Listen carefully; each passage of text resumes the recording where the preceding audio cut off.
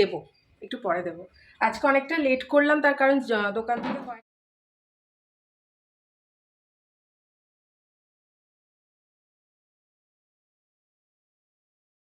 High everyone, welcome back to my channel. আশা করি তোমরা সবাই খুব ভালো আছো।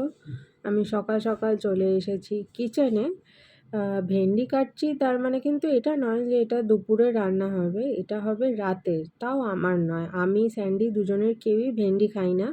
মানে ভেন্ডি ভাজা হলে তাও ঠিক আছে, আদারওয়াইজ তরকারি তো আলু দিয়ে, বাপরে বাপ, শুনেই এখন কেমন গাটা হচ্ছে।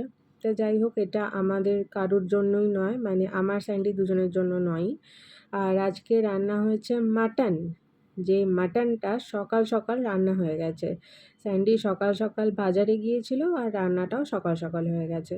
আর ওই যে দেখছো হাঁড়িতে হাঁড়িতে ভাতও হয়ে গেছে, যেটা আমি করে নিয়েছি তারপরে। আর স্যান্ডি এলে তখন দুপুরবেলা পাঁপড় ভাজবো। তাই আর ভাবলাম যখন সেরকম কিছু কাজ নেই, তো ভেন্ডির তরকারিটা রাতের জন্য করে নিই।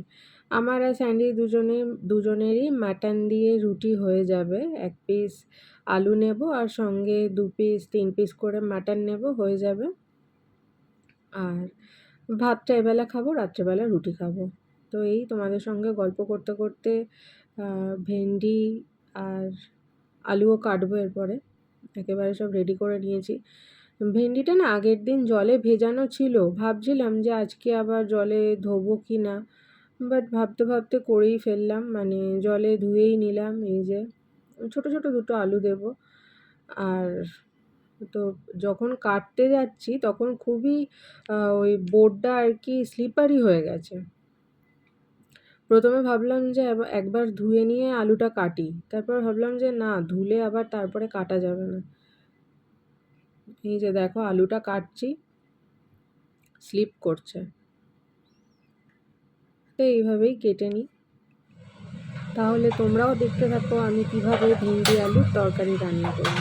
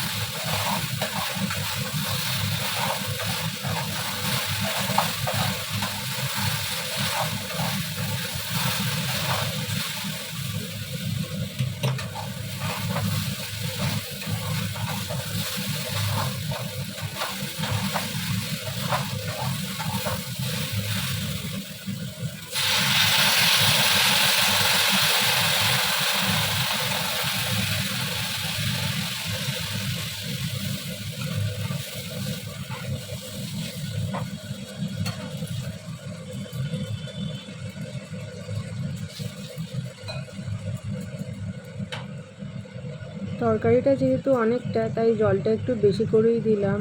উমা, জলটা ফুটছেই না, দাঁড়িয়েই আছি। ফুটলে মানে ঝোলটা ফুটলে তারপরে তো গ্যাসটা সিমে করবো একটা কিছু ঢাকা দিয়ে। দাঁড়িয়ে আছি তো দাঁড়িয়েই আছি, দেখি উনি কখন দয়া করে ফোটেন।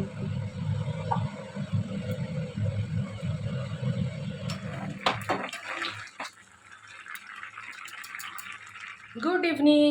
রেডি তো হয়ে গেছি, এবারে যাচ্ছি দোকানে স্যান্ডির কাছে। আর চুলটা একটা ক্লিপ দেবো, একটু পরে দেবো। আজকে অনেকটা লেট করলাম, তার কারণ দোকান থেকে কয়েকটা জিনিস কেনার আছে, তো সেই জিনিসগুলো কিনে একেবারে যাবো। তো চলো দোকানে যাই, ডগিগুলোকে দেখবো, অনেকক্ষণ দেখতে পাইনি। দোকানে এসে আমি যে একটু অন্য কিছু তোমাদের সঙ্গে শেয়ার করব, হবে না?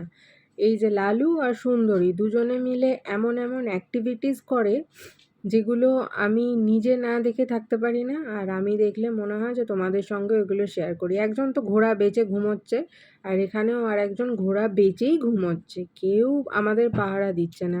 ঘুমানোর স্টাইলটা দেখেছো? এগুলো আমি কি করে ছেড়ে দেবো তোমাদের সাথে শেয়ার না করে? মনে হচ্ছে ধরে চটকে দিই। পুরো কিউট বাচ্চার মতো ঘুমোচ্ছে, ঘুমিয়েই যাচ্ছে। কাস্টমার এলে আবার সাইড হয়ে শুয়ে থাকে, কিচ্ছু বলে না। তাহলে চলো, ভিডিওটা আজকের মতো এইটুকুই। দেখা হচ্ছে নেক্সট ভিডিওতে। টাটা।